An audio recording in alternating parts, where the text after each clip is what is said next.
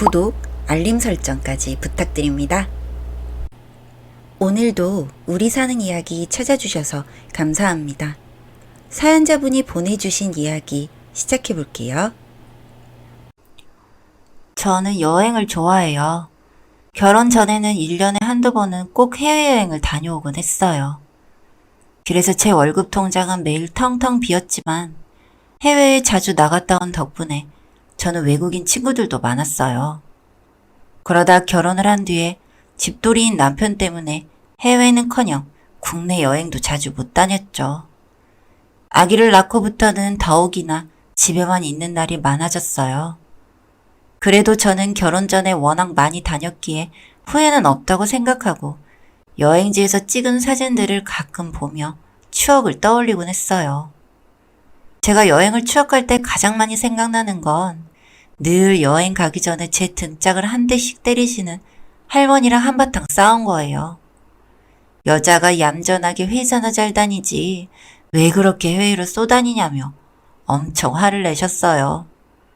저는 패키지 여행을 다닌 게 아니라 혼자서 배낭여행을 가거나 호텔보다는 에어비앤비에서 숙박을 하며 그렇게 현지의 분위기를 한껏 느낄 수 있는 여행을 했던 터라 할머니 마음엔 더욱 안 들었겠죠. 사실 저는 엄마 없이 아빠와 할머니 손에 자랐어요. 아주 어릴 때부터요. 엄마 얼굴은 아예 모르고 궁금해하지 않는 게 엄마와 이혼한 아빠에 대한 예의라 생각해서 그냥 참고 살았던 것 같아요. 그러니 할머니께서는 더욱 절 애지중지 하셨던 것 같아요. 그렇게 여행을 추억만 하다가 어느 날 스페인 친구로부터 SNS 메시지가 왔어요. 간단한 안부와 함께 저보고 혹시 2달 후 스페인에 올 수 있냐는 질문이었죠. 저는 당분간은 해외에 못 나갈 것 같다고 말하면서 이유를 물어보니 그 친구가 곧 결혼을 하는 것이었어요. 저는 너무나 가고 싶었지만 갓난아기를 떼놓고 갈 순 없었죠. 아쉬웠지만 못 간다고 말할 수밖에 없었어요. 그러자 친구가 꼭 올 수 없겠냐면서 자기가 우리 가족 전부 초대하는 비행기 티켓을 보낸다고 냈어요. 아기가 걱정되면 비행기 비즈니스석으로 오랜 비행 시간에도 편하게 올 수 있도록 해주겠다며 재차 부탁을 했죠. 친구가 이렇게까지 부탁할 줄은 몰랐는데 너무 간절하게 말하니 제 마음이 더 안 좋더라고요. 그날 밤 잠이 잘 안 오더라고요. 저 역시도 엄청나게 가고 싶었나 봐요. 더욱이 그 친구는 제가 스페인에 갔을 때 만났지만 한국에 와서도 꾸준히 연락하며 지냈고 그 친구가 한국에 왔을 때도 우리 집에 묵으며 한 달여를 함께 지냈거든요. 그리고 제가 고민이 있을 때 메일을 주고받으며 마치 펜팔 친구처럼 우정을 돈독히 쌓아왔던 친구였어요. 그 친구도 저같이 가족에 대한 사연이 있는 것 같았지만 괜히 신뢰가 될까봐 물어보진 않았어요. 아무튼 그런 친구 결혼식에 못 간다니 무척 아쉬웠죠. 제가 얼굴이 어두우니 남편이 물어보더라고요. 이런 사정을 말하니 남편 얼굴이 갑자기 굳더니 결혼식은 사진으로 보면 되지 않겠냐며 서운해하는 제 마음을 몰라주는 거예요. 저는 당연히 남편이 그럴 줄 알았어요. 주말에 할머니 생신이 있어서 아빠와 할머니가 사시는 성북동 집에 갔는데 할머니도 저에게 얼굴에 근심 가득하다며 무슨 일이 있냐고 물으시는 거예요.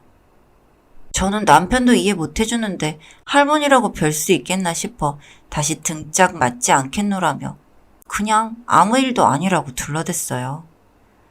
그렇게 한 달이 흐른 어느 날이었어요.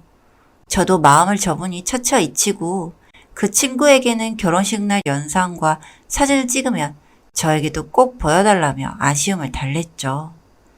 그런데 남편이 퇴근하고 와서는 갑자기 저에게 스페인에 가고 싶으면 다녀오라고 하더라고요. 아기는 자기가 휴가 내서 돌볼 테니까 걱정하지 말고 다녀오라고요. 심지어 간 김에 여기저기 둘러보고 한 2주 정도 있다 와도 된다고 하더라고요. 와, 저는 제 귀를 의심했어요.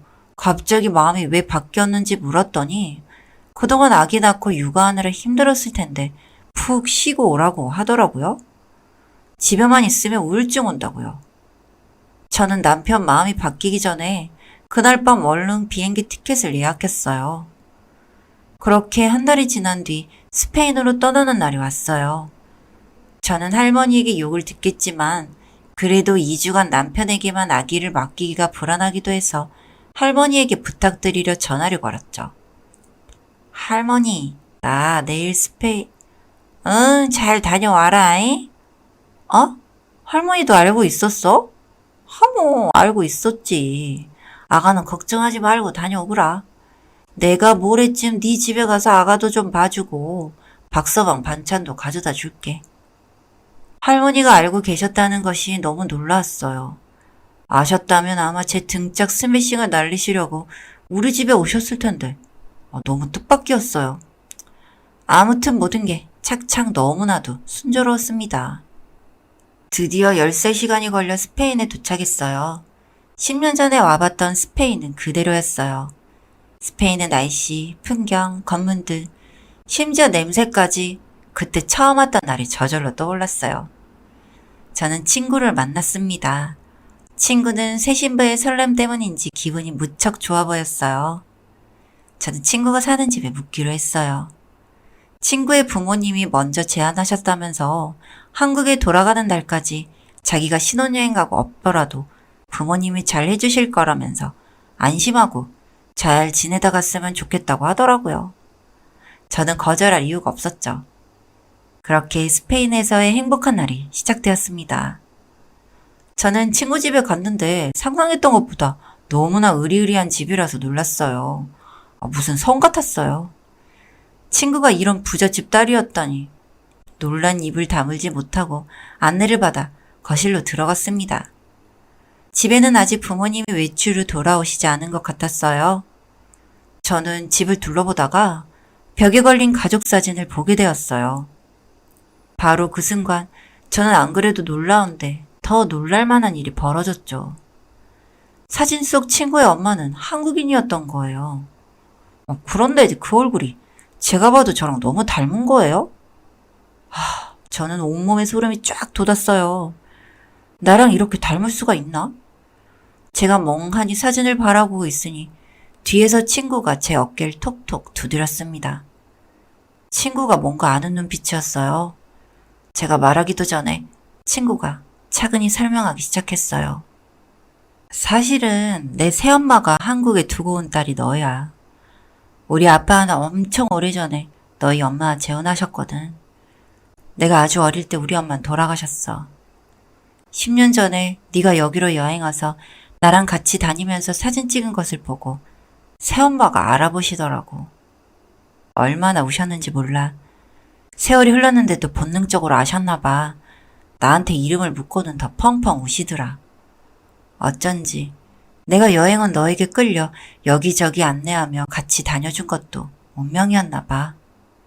그동안 잊고 살았던 엄마를 여기서 만난다니 전 믿을 수가 없었어요. 그때 현관문이 열리는 소리가 들렸어요. 저와 꼭 닮은 엄마가 들어오셨어요. 저는 심장이 두근두근했고 아무 말도 못하고 그저 눈물만 뚝뚝 흘렸어요. 엄마가 먼저 말을 꺼내셨어요. 땡땡아, 드디어 이렇게 만나게 되었구나. 엄마 노릇 한 번 못하고 아기 때 헤어져서 엄마 얼굴도 몰랐을 텐데 이렇게 한 번에 알아봐줘서 고맙구나. 난 늘 한국에 두고 온 네가 너무나 그리웠어. 나는 내 아빠와 일찍이 이혼하고 이곳에 와서 간호사 공부를 하다가 내 친구 아빠를 만나게 돼서 재혼하게 된 거야. 널 생각하면 네 아빠와 이혼하지 말았어야 했는데 미안하다. 그땐 그럴 수밖에 없었어. 엄마, 괜찮아요. 지금이라도 이렇게 볼 수 있어서 좋아요. 저와 엄마는 그 자리에서 껴안고 하염없이 울 수밖에 없었어요. 친구의 결혼식이 끝난 후 저는 난생 처음 엄마와 함께 지내며 그동안 어떻게 살아왔는지 이야기를 많이 나누게 되었어요. 엄마는 친구와 제가 찍은 사진을 인쇄하여 늘 지갑에 가지고 다니셨고 친구가 결혼하면서 절 초대하면 자연스럽게 절 만날 수 있겠다는 생각으로 무척 기쁘셨다고 했어요. 그런데 제가 올 수 없다고 하자 용기 내어 아빠에게 전화를 걸어 부탁하셨다고 했어요. 이 말을 듣고 보니 어쩐지 이상하다 싶은 일들이 다 풀렸어요. 남편이 갑자기 스페인 다녀오라고 허락한 것도, 할머니도 흔쾌히 허락하시고 제가 마음 편히 다녀올 수 있게 아기까지 봐주시겠다고 한 것도 모두 엄마와 통화 후에 일어난 일이었죠.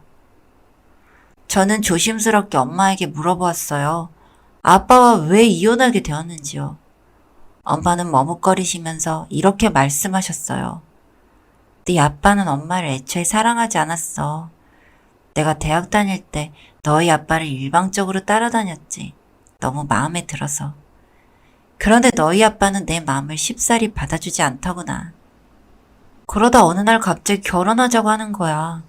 나는 바로 좋다고 하고 최대한 빨리 결혼식을 올리게 되었어. 이 남자가 드디어 마음의 문을 열었구나 했지. 그런데 결혼하고 나서 얼마 후 네 아빠가 첫사랑과 통화하는 걸 듣게 되었어. 네 아빠에게 추궁해서 물어보니 그 첫사랑을 못 잊어 하다가 결혼 소식을 듣고 자기도 그냥 결혼해버리자 싶었대. 그래서 나랑 결혼한 거더라고. 그리고 결혼 후 그 첫사랑이 말기암에 걸려 죽게 되었다는 거야. 죽기 전에 한번 보자는 전화였대. 나는 마음이 무너졌어. 나를 사랑한 게 아니었다는 사실도 너무 비참했지만 그날은 낮에 산부인과에 다녀온 날이었거든. 아기를 낳으면 그래도 너희 아빠가 돌아올까 싶었지만 소용없었지. 죽은 첫사랑을 더욱 못 잊어 하는 것 같았어. 그래서 이혼하게 된 거야. 넌 내가 혼자 키워보고 싶었지만 직업도 없던 난 너무 막막해서 널 두고 나올 수밖에 없었단다. 그 후에 전공을 살려 스페인으로 와서 돈을 벌면서 공부도 하게 됐지. 그리고 여기서 새 사랑을 찾게 되었어. 저는 엄마의 이야기를 듣고 마음이 아팠어요. 그동안 가끔 엄마가 그리울 땐 왜 엄마가 나를 두고 떠났을까 원망도 했거든요. 그렇다고 지금은 아빠를 원망하는 건 아니에요. 한국에 돌아가면 아빠에게 엄마를 만나게 해주어서 고맙다고 말하려고요. 그리고 엄마랑 헤어진 건 저에겐 슬픈 일이지만 그 시절 아빠에게도 아픔이 있었고 지금껏 재혼하지 않고 혼자 사신 것은 첫사랑을 못 잊은 것도 있겠지만 떠난 엄마에 대한 미안함도 있으리라 생각해요. 제가 어릴 때 아빠가 술 먹고 들어오신 날에는 혼자서 떠난 엄마에게 미안하다고 말하며 잠드신 모습이 기억나거든요. 아무튼 지금은 저희 엄마도 행복하게 사시는 것 같아서 정말 다행이에요. 지금까지 제 이야기 들어주셔서 감사합니다. 저는 앞으로도 엄마와 아빠 모두에게 잘하고 살려고요. 사연은 여기까지였고요. 우리 사는 이야기 시청해주셔서 감사합니다.